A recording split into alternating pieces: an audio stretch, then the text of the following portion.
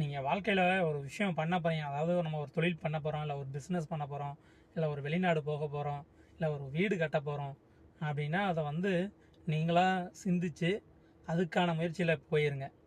நீங்கள் அடுத்தவங்ககிட்ட போயிட்டு அதை பற்றி நீங்கள் ஒப்பீனியன் கேட்கணும்னு போனீங்க அப்படின்னா சோழி முடிஞ்சிச்சு, சுத்தம் நீங்கள் அப்படியே இருக்க வேண்டியதான்.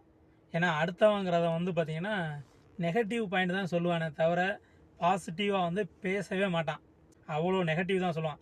ஸோ எந்த ஒரு பிஸ்னஸாக இருக்கட்டும், இல்லை ஒரு வெளிநாடு போகிறதா இருக்கட்டும், இல்லை நீங்கள் ஒரு தொழில் பண்ணுறதா இருக்கட்டும், இல்லை ஒரு வீடு கட்டுறதா இருக்கட்டும், அதில் வந்து பிரச்சனைகள்ங்கிறது வந்து இருக்கும், இல்லாமவே இருக்கவே இருக்காது.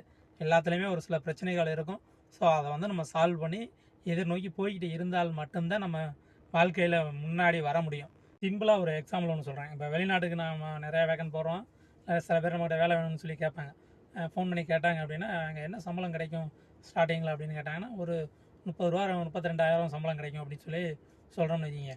சொன்னோன்னா அவங்க உடனே ரிப்ளை பண்ணுவாங்க, அதுக்கு அது இந்த சம்பளம் தான் இங்கேயே கிடைக்குது, அதுக்கு வெளிநாடு போகணும் அப்படின்னு. சரி, ஓகே, நான் கேட்குறேன், 32,000 35,000 நீ சம்பளம் வாங்கினே வச்சுக்கோ இந்தியாவில். நீ உன்னுடைய சாப்பாடு செலவு எல்லா செலவும் போக, அந்த மாத செலவு போக நீ எவ்வளோ மிச்சம் எடுத்து வைக்கிற அந்த அமௌண்ட்டை சொல்லு. இங்கே நீ 32,000 சம்பளம் வாங்குற அப்படின்னா அதிகபட்சம் 2,000 செலவு பண்ணாலும் 30,000 வீட்டுக்கு அனுப்பிச்சிடுவான் சேவிங்ஸ். ஒரு விஷயம் பண்ணுறதுக்கு முன்னாடி அடுத்தவன்ட்ட கருத்து கேட்கலாம், தப்பு கிடையாது. ஆனால் அளவாக கேட்கணும். அவன் நெகட்டிவாக சொல்கிறான் அப்படின்னா ஒரு சில சரி இவன் நெகட்டிவாக சொல்கிறான், இது எந்த அளவுக்கு உண்மைன்னு தெரிஞ்சுக்கணும். அவன் கொடுக்குற நெகட்டிவாக வாங்கி உள்ளே நம்ம போட்டு சேமித்து வச்சுக்கிட்டே இருந்தோம்னா நம்ம எதுவுமே பண்ண முடியாது. அவ்வளோதான், நம்ம அப்படியே சாணி ஆட்டம் அங்கேயே இருக்க வேண்டியதான். வாழ்க்கையில் அடுத்த அடி போக முடியாது. முயலும் வெல்லும், ஆமையும் வெல்லும், ஆனால் முயலாமை வந்து ஒருபோதும் வெல்லாது. அதுதான் வந்து உண்மை. ஸோ நீங்கள் நெகட்டிவாக வாங்கி போடும்போது நீங்கள் அவ்வளோதான், எதுவுமே நீங்கள் உங்களுக்கு செய்ய மனசு வராது, செய்ய முடியாது.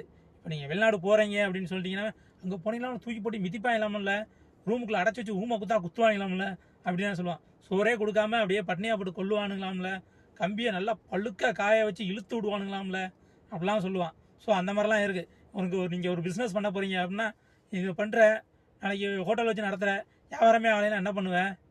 அந்த சாப்பாடை பூரா நீ எடுத்துகிட்டு வந்து சாப்பிடுவேன் அப்படிம்பா. அப்போ சமைக்கிறது பூரா வேஸ்ட்டாக போயிரும்ல அப்படிம்பா. நீ வண்டி எடுத்து சரி நான் சொந்தமாக ஒரு வண்டி வாங்கி ஓட்டலான்றேங்க அப்படின்னு சொன்னீங்கன்னா, சரி ஓகே சவாரி கிடச்சிச்சின்னா ரைட்டு, இல்லை அப்படின்னா டியூ எப்படி கட்டுவேன்? மாதம் 10,000 டியூ கட்டணும்ல, மாதம் 10,000 டியூ கட்டணும், வீட்டு வாடகை கட்டணும், குழந்தைக்கு ஃபீஸ் கட்டணும், எப்படி கட்டுவேன்?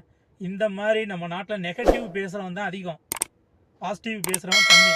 ஸோ நெகட்டிவ் ஒரு விஷயம் பண்ண போகிறோம் அப்படின்னா, இந்த மாதிரி ஒரு பிரச்சனை வந்துச்சு அப்படின்னா அதை நம்ம எப்படி சால்வ் பண்ணுறது அப்படிங்கிறத வந்து நம்ம தெரிஞ்சுக்கணும். இருக்கக்கூடிய நெகட்டிவை வந்து தெரிஞ்சுக்கணும். ஆனால் அதுக்காக வந்து வெறும் நெகட்டிவை மட்டுமே நம்ம மூளையில் வந்து ஏற்றிக்கக்கூடாது.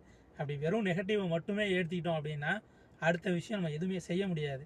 ஸோ முயலும் வெல்லும், ஆமையும் வெல்லும், முயலாமை ஒருபோதும் வெல்லாது.